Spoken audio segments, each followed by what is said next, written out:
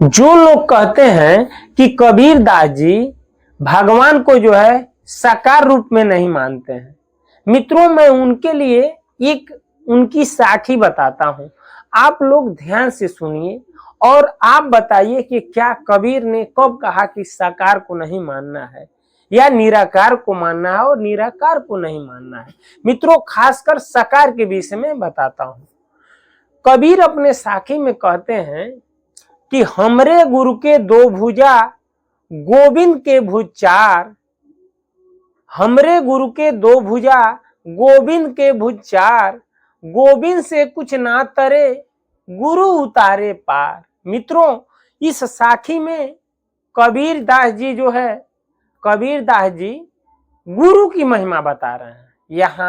यहाँ मेन उद्देश्य इस साखी का क्या है कि वह गुरु की महिमा बताते हैं कि गुरु का महत्व जो है कितना बड़ा है, क्योंकि स्वयं ईश्वर भी बताते हैं कि गुरु को श्रेष्ठ मानना, मेरा स्वरूप ही मानना, तभी तू मेरी प्राप्ति कर सकता है। इस बात पे आप ध्यान दीजिएगा। मित्रों इसी प्रसंग में गुरु की महिमा बताते हुए कबीर तो बताते हैं, लेकिन इसमें किस रूप को मानते हैं इसका भी पता चलता है। जैसे कहते हैं हमरे गुरु के दो भुज, यानी दो भुजा का मतलब दो बाह, जैसे हमारा है। कहते हैं कि हमरे गुरु के दो भुजा गोविंद यानी ईश्वर भगवान कृष्ण, कृष्ण को गोविंद कहा गया है। हमरे गुरु के दो भुजा गोविंद के भुज चार। मित्रों यहां देखिए गुरु की महिमा बता रहे हैं, इसलिए कहा गया है कि गुरु ही ब्रह्मा, गुरु ही विष्णु, गुरु ही शंकर, बताया गया ना। लेकिन यानी कैसे हैं, इनके समान हैं, भगवान के समान बताया गया है इन तीनों देवों को। लेकिन ऐसा नहीं है कि स्वयं समान का, लोग कहते हैं कि तुम्हारे पिता जो हैं ये तुम्हारे पिता तुल्य हैं, तुम्हारे पिता समान है। तो ऐसा नहीं है कि तुम्हारे पिता हैं, उदाहरण दे दिया जाता है। जैसे कहा जाता है कि कमल लोचन, कमल नयन, भगवान की आंखें कैसी है, कमल के समान। लेकिन कमल जैसा नहीं है, नहीं कोई उदाहरण मिलता है तो कमल से उदाहरण दिया जाता है। लेकिन भगवान की आंखें तो अजब है, गजब है। यहां कबीर दास जी कहते हैं हमरे गुरु के दो भुजा गोविंद के भुज चार, यानी कबीर यहां मान रहे हैं कि भगवान के भुजा चार होता है। और लोग क्या कहते हैं कि कबीर साकार को नहीं मानते। अरे भैया अगर नहीं मानते तो इस साखी में चार भुजा की वर्णन क्यों किए हैं। कहते हैं हमरे गुरु के दो भुजा गोविंद के भुज चार, तो गोविंद को वो भी तो मानते हैं कि भगवान की चार भुजा होती है। जो टिप्पणी करते हैं कि ये गलत बातें हैं। तो मित्रों इस साखी को आप काट करिए, और हमने इस साखी को नहीं बनाया, ये कबीर की साखियां हैं। कबीर खुद लिखते हैं, खुद बोलते हैं कि हमरे गुरु के दो भुजा गोविंद के भुज चार, यानी इस बात से साबित होता है कि गोविंद के भुज चार है, यानी उनके दो बाह नहीं है, चार बाह है। महिमा गुरु की, लेकिन यहाँ संकेत ईश्वर का हो जा रहा है, यहाँ साकार रूप की यहाँ बातें हो रही है। आप इसको ध्यान से सुनिए कि हमरे गुरु के दो भुजा गोविंद के भुज चार। आगे सुनिए, गोविंद से कुछ ना तरे, यानी गोविंद से कुछ होता नहीं है, गुरु उतारे पार। क्यों कि डायरेक्ट आपको अगर जाना है दिल्ली, मान लीजिए, तो डायरेक्ट दिल्ली तो जाएंगे नहीं, क्योंकि रास्ते में किसी ना किसी से पता तो पूछना होगा। तो जब आप पता पूछेंगे तो वही तुम्हारा गुरु हो गया, आपका गुरु हुआ, हमारा गुरु हुआ। आज जिससे पता पूछेंगे तो क्या उसको गाली देंगे तो आपको पता बताएगा? नहीं बताएगा। आपका लक्ष्य है दिल्ली जाना, लेकिन जो आपको बताता है वही आपका गुरु हुआ। गुरु का काम है रास्ता बताना, यानी गोविंद तक पहुंचाने का काम जो है गुरु, यानी जो बता दिया, मार्ग बता दिया, उसी को गुरु कहा जाता है। अगर आप गुरु को ही भगवान मान ले तो ये गलत बात है। हाँ, गुरु के समान मानिए या ईश्वर के समान मान लीजिए, क्योंकि इन्हीं की वजह से आप भगवान तक पहुंच रहे हैं, यानी दिल्ली तक पहुंच रहे हैं। और आप जो कहें नहीं नहीं मैं ये जो बताए हैं इन्हीं को मैं दिल्ली मान लूंगा, तो मानने से तो दिल्ली होगा नहीं, क्योंकि उनकी बातों को मानना है तब आप दिल्ली में जाएंगे। यहां कहने की बात है कि ईश्वर को ही परमात्मा मान ली, तो ये गलत है। ईश्वर के समान गुरु हैं, ये बातें हैं। कौन सा समान है? उनकी बातों को मानना। अब उनके शरीर को ही गुरु भगवान मान लेंगे तब आप नहीं कुछ कर पाएंगे, उनके बातों को मानेंगे तब गोविंद तक पहुंचेंगे। अगर कोई आपको कहे कि अमुक स्थान पे जाना है, वो व्यक्ति कहे कि ठीक है ऐसे पकड़ के चले जाओ, तो उसकी बात मानेंगे तभी तो जा रहे हैं। लेकिन अगर कोई कहे नहीं नहीं हम आप ही को अमुक स्थान मान लेते हैं, हाँ, तो हो जाएगा? नहीं होगा। इसी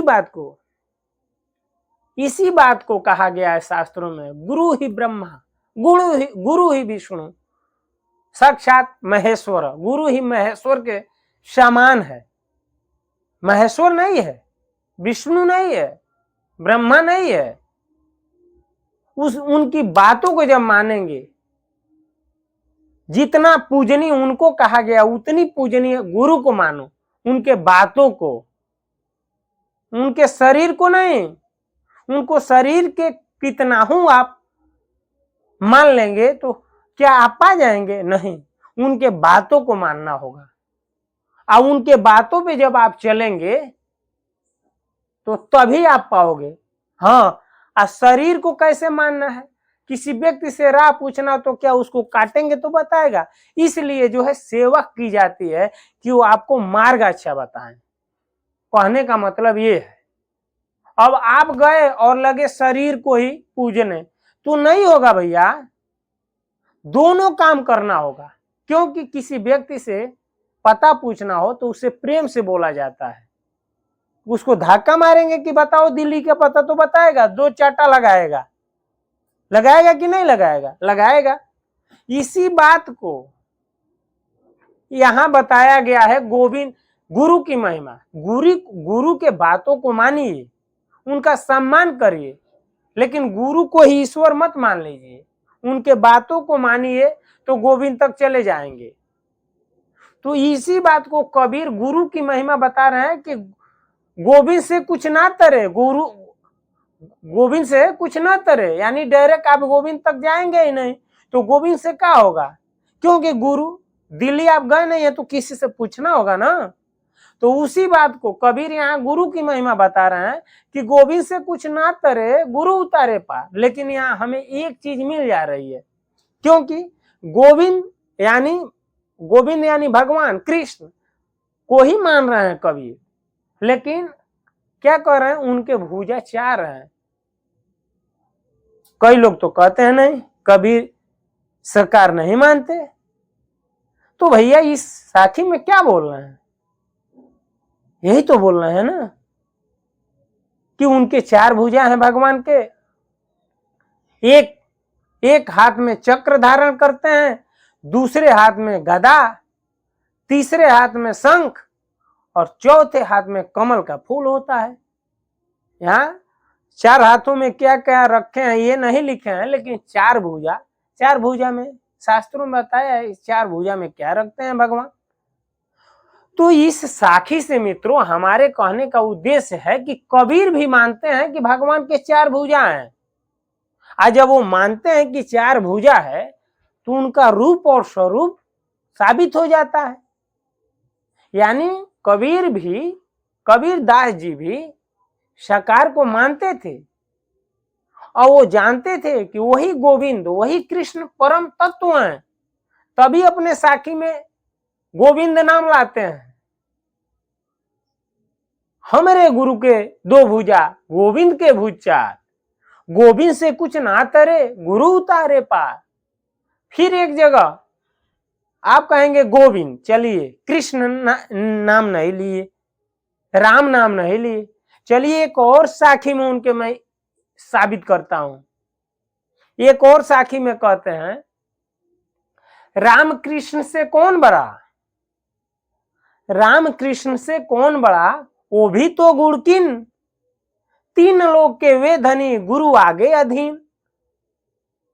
रामकृष्ण से कौन बड़ा, वो भी तो गुरकिन, तीन लोग के वे धनी, गुरु आगे अधीन। यहां भी गुरु की महिमा बता रहे हैं, लेकिन यहां कह रहे हैं कि तीन रामकृष्ण कोई बड़ा है, क्योंकि वही तो परम तत्व है, तीनों लोक के मालिक है, परमात्मा है। लेकिन गुरु आगे अधीन, जब वो लीला करते हैं, मानव शरीर धारण करते हैं, तो दिखाते हैं मनुष्यों कि गुरु का सानिध्य जरूरी है, तभी तुम परम तत्व को जान पाओगे, तभी परम पिता परमेश्वर को जान पाओगे, और परम तत्व को जानकर परम तत्व को पा जाओगे। इसलिए गुरु की जरूरी है। यानी कहीं जाना हो तो जिससे ज्ञान होता है उसी को गुरु कहा जाता है। गुरु का बस इतना ही है कि कोई राही भटका हुआ है और राह किसी से पूछ लिया तो उसके लिए वही गुरु हुआ। गुरु का मतलब ये है। तो इसलिए जब वो भगवान लीला करते हैं, कबीर कहते हैं, तो दिखाते हैं कि गुरु को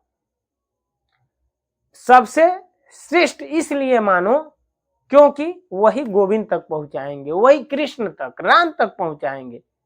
तो क्या कहते हैं कि राम कृष्ण से कौन बड़ा, वो भी तो गुरकिन, तीन लोक के वे धनी, गुरु आगे अधीन। मित्रों, जो कहते हैं कि कृष्ण को नहीं मानते, राम को नहीं मानते, साकार को नहीं मानते, वह हमें साबित कर दे इस साखी के माध्यम से। मित्रों, उम्मीद करता हूं ये वीडियो अच्छा लगा होगा। अच्छा लगा होगा तो कमेंट में जरूर बताइएगा कि आपको क्या अच्छा लगा। आज इस वीडियो में इतना ही, अगले वीडियो में फिर मिलते हैं। तब तक के लिए हरे कृष्णा, राम राम जी, नमस्कार, प्रणाम।